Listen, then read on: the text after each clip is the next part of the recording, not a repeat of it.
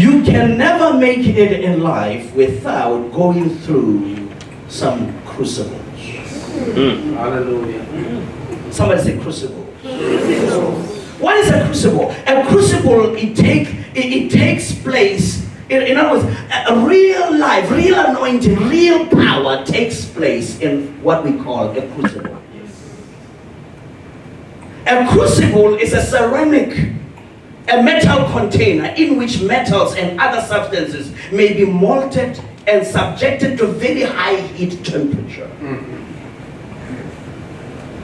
It is a place where a transformative takes place. It's a transformed experience through which an individual comes to a new, altered, new sense of identity.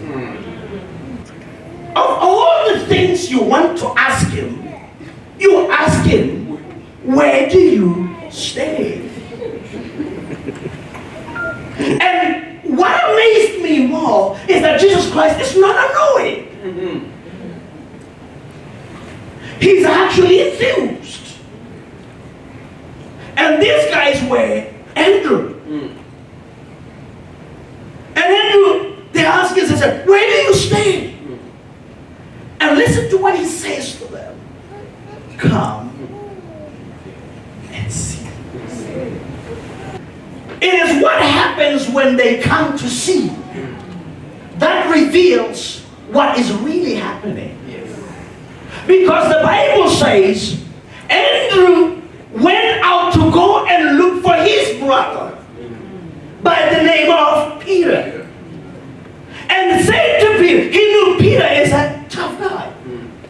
He knew Peter is the most difficult guy around. He says, then when he says, let's go and find out who this guy is. He said, and listen to what they say.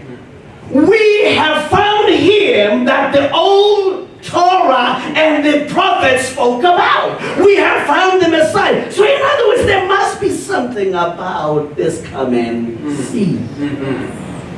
Yes.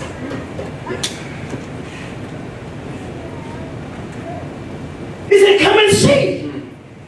And when they came and they saw him, they did not see Mary, son. They did not see a relative of John the Baptist. They saw God incarnate. They saw, in other words, they were introduced to a dimension of the supernatural. Hallelujah. Hallelujah. They have never been in that place. See, the problem with the church is that we start people by saying, come and follow, when Jesus started with come and see. Yep. You see, when people follow and have never seen, it's difficult.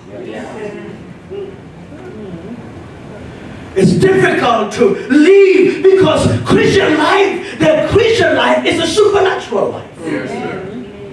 You can't live it by yourself. Yes. Why? Because every year he strips us of our ability. He strips us what we think we know. He strips us of everything. Why? Because ours is a supernatural assignment. It's a supernatural assignment. It can never be done by our own strength. It can never be done by our own ability. You can never walk a Christian life without a supernatural intervention. You can never. See, that's the problem we have with the church. But it's a struggle when the church is not supernatural because we look at each other, oh, we size each other up.